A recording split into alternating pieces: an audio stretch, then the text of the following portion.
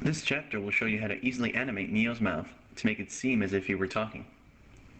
We will need to create a cylinder for the mouth, like this. We adjust its thickness down accordingly. It has to be flat, so it can lay flush against the head. We now switch to the side view, and we position it in the same area as the current mouth on stand. We don't use this current mouth, because since it isn't perfectly circular, it is a bit harder to animate. This cylinder is the perfect shape to model. The effect of the character speaking is very easy to animate with this cylinder, as you will see shortly. We switch to the front view, and we position it properly. Make sure to line it up correctly with the old mouth, and to make it about the same length too. Once we have it in the right location, we need to now glue it to the head, but we also need to delete the other one.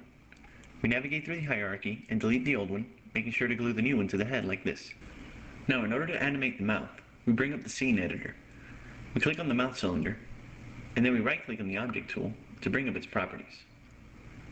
You'll notice that you can manually type in a frame number in the scene editor.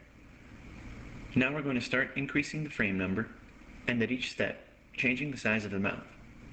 TrueSpace will animate the frames in between these frames automatically, and when the animation is viewed, it will appear that he is opening and closing his mouth as if he were talking. As you can see, changing the cylinder's size is very easy because all we do is change the number. The larger the number, the wider the mouth opens, while the smaller, the more it closes. This gives you exact control over the animation. Now, clicking the play button, we see the mouth now moves. We now switch to a solid display mode and zoom in a little closer with the mouse wheel in order to see the animation better. As you can see, it appears that he's talking. Now I'm going to switch to the front view and position the mouth in the view to show you a little more of what can be done with the scene editor. Clicking play on the editor simply plays the animation.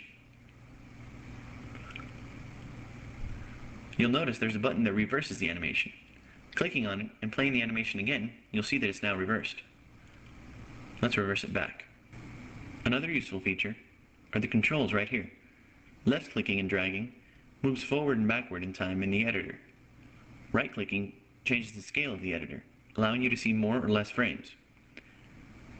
A very nice feature of the scene editor is that you can click and drag an entire animation out like this. Now, instead of taking roughly 25 frames, it takes up roughly 65, and you can see that it plays more slowly. It can also be shrunk, causing it to play out faster. The objects shown on the left-hand pane are all objects in your scene. You'll notice that only one of them has an animation line. Expanding the branches out, you'll see that the objects here are grouped just as they are in the scene. Examining the animation, you'll see that you can move individual keyframes around. This is a very useful feature, especially when trying to match up the movements of a character's mouth to a piece of speech. I've found out that an easy way to animate the mouths and have them match up properly was to count the syllables in whatever you wanted them to say. Once you know this number, then simply make sure that the character opens and closes his mouth the same number of times. It always works like a charm. Now, having the mouth moving by itself is a little boring, so we're going to switch to a semi-transparent mode, and we're going to animate the head, just to see how it looks. You'll notice that you don't have to bring up the scene editor to change the current frame. Simply type it in the upper left-hand corner and hit enter. Once we set a few keyframes, we hit the play button. We now see that the head moves and the mouth moves with it, also doing its own animation. This is the great thing about gluing parts together. You can deal with them one piece at a time, and all the animations add up. Now let's give the hands a little movement to spruce things up a bit. As you can see, it's quite simple to create a fully animated character just by setting a few keyframes. Pressing play, now Neo is moving his hands, his head, and his mouth all at once.